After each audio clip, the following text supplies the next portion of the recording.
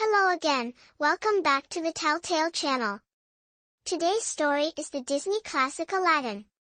Be sure to pay close attention to the story and watch it all the way to the end for the quiz and fun facts, and remember to help the channel grow by subscribing for free.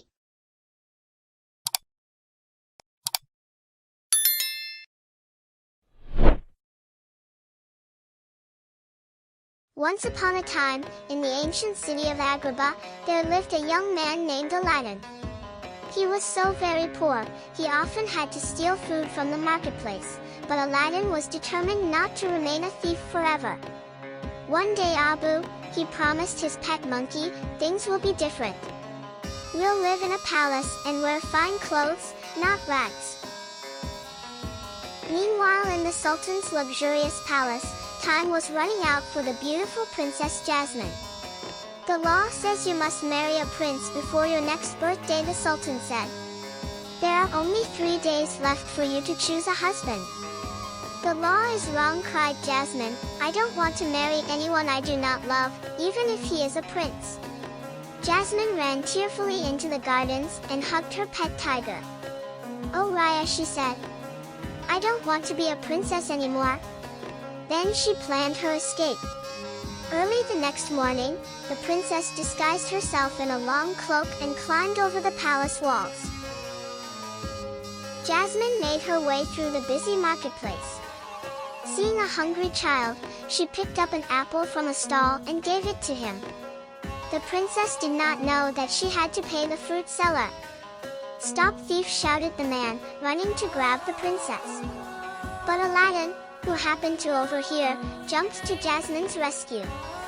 He led her to the rooftop where he and Abu lived. As he gazed at the beautiful young girl, he knew he was falling in love. Suddenly the royal guards arrived and arrested Aladdin. Release him, by order of the princess, Jasmine cried, pulling back her cloak. I would, your highness, said the chief guard, who was surprised to see her, but my orders come from Jafar. Then the guards dragged Aladdin off to the palace dungeon. Now Jafar was the Sultan's most trusted advisor, but unknown to the Sultan, he was plotting to take over the throne. Jafar knew of a magic lamp that would give him the power he needed, but it was hidden in the desert, deep inside the Cave of Wonders.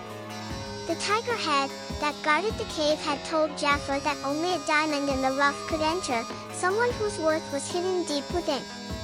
Using his sorcery, Jafar discovered that this diamond in the rough was none other than Aladdin. So, disguised as an old beggar, Jafar freed Aladdin from the dungeon and led him through the desert. Promising great wealth, Jafar persuaded Aladdin to enter the cave and get the lamp for him. The fearsome tiger head warned them to touch nothing but the lamp. Inside the first chamber, Aladdin and Abu met a friendly magic carpet who showed them where to find the lamp.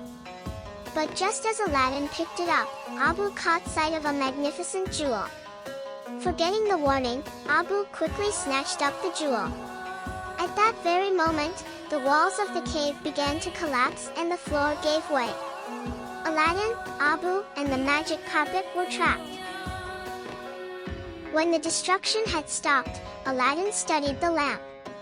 What's so special about this dusty old thing, he wondered, rubbing the dust away. Suddenly, the lamp started to glow. A cloud of smoke billowed from its spout and became an enormous blue shape. I am your genie, direct from the lamp, said the creature. To prove his powers, he got Aladdin and his friends out of the cave and offered him 3 wishes. Aladdin thought of Princess Jasmine. She would never marry a poor street boy. Genie, he said, I wish to be a prince. The genie waved his hand and turned Aladdin into a prince. Abu became a magnificent elephant that would carry Aladdin into Agrabah. Calling himself Prince Ali Ababwa, Aladdin marched towards the Sultan's palace in a grand procession. That night, Aladdin took Princess Jasmine for a moonlit ride on the magic carpet. When they returned, Jasmine knew that Prince Ali was really Aladdin. She had found a prince she wanted to marry, but Jafar had other plans for Prince Ali. He ordered his guards to capture the prince and throw him into the sea. As Aladdin sank beneath the waves, the lamp fell from his turban. Using Aladdin's second wish, the genie saved his master from drowning. Back at the palace, the wicked Jafar had hypnotized the Sultan using his magic staff. "You will marry Jafar," the Sultan ordered Jasmine. "Never," cried Jasmine. "Father, what's wrong with you?" "I know," said Aladdin, bursting into the room. He snatched the staff from Jafar and smashed it to pieces. At once the Sultan snapped out of his trance. Jafar fled, but as he left, he glimpsed the magic lamp peeking out from Aladdin's turban. So thought Jafar, hiding safely in the tower. Prince Ali is really that ragged street urchin Aladdin, and he has the lamp, but not for long. The next morning, Jafar's cunning parrot Lego flew silently into Aladdin's room and stole the lamp. At last Jafar cried, "I am your master now." He rubbed the lamp and watched the genie appear. Reluctantly, the genie obeyed Jafar's orders and made him the Sultan. Then Jafar wished to be the most powerful sorcerer in the world. Jafar sent Aladdin, Abu, and the magic carpet to the other side of the world. Then he cast a spell over the palace. He suspended Jasmine's father from the ceiling like a puppet while Jasmine became his servant. Finally, when Aladdin returned to the palace, thanks to the magic carpet, Jafar turned his attention to him. Aladdin bravely took up a sword and challenged Jafar to a fight. In reply, the evil sorcerer conjured up a flaming wall of fire and turned himself into a huge terrifying cobra. Jafar raised his head to strike Aladdin. "Did you think you could beat the most powerful being on earth?" he snarled. Aladdin thought quickly of a way to trick Jafar. "The genie has much more power than you," he teased. The power-mad sorcerer knew that Aladdin was right. "Genie," he said, "my final wish is to be the most powerful genie of all."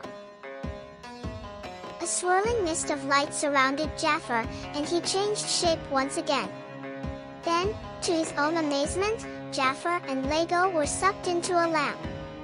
Like all genies, Jafar was now trapped forever. He was a prisoner inside the lamp. The evil spell was broken. "Jasmine, I'm sorry I lied to you," said Aladdin. "I'm not a prince at all. I'm only the poor street boy you met in the market." The genie appeared at Aladdin's side. "You still have your third wish left, Al," he said. "I can make you a prince again." But Aladdin wished for the genie's freedom instead. "You'll always be a prince to me," the genie told him. "That's right," the Sultan agreed. "You've proved your worth as far as I'm concerned. What we need is a new law. I decree that from this day, the princess may marry whomever she chooses." "I choose Aladdin," Jasmine cried. At last, the princess had found the prince of her dreams. All of Agrabah looked forward to their wedding day and to Jasmine and Aladdin living happily ever after. The end. Fun fact: tigers are fast runners. They may be big and heavy, but they're not slow. At full speed, these felines can reach up to 65 kilometers per hour and roam as far as 30 kilometers a night in search of food. That's why they need to live in large areas full of trees, with plenty of water to drink and prey to eat. Were you paying close attention to the story? Try the fun quiz. What did Abu try to take from the Cave of Wonders? The answer is a jewel. What did the genie turn Abu into when he turned Aladdin into a prince? The answer is an elephant. What did Jafar turn into when he was fighting Aladdin? The answer is a cobra. Fun fact: Genies or jinns are supposed to be magical beings or creatures with free will. They are originally found in ancient myths and legends of the Middle East, especially Arabia. Thanks for watching. See you soon. Remember to like and subscribe for free to the Telltale channel and click the notification bell for more stories, quizzes, and fun facts. Check out the channel's playlist for more Telltale stories and fairy tales.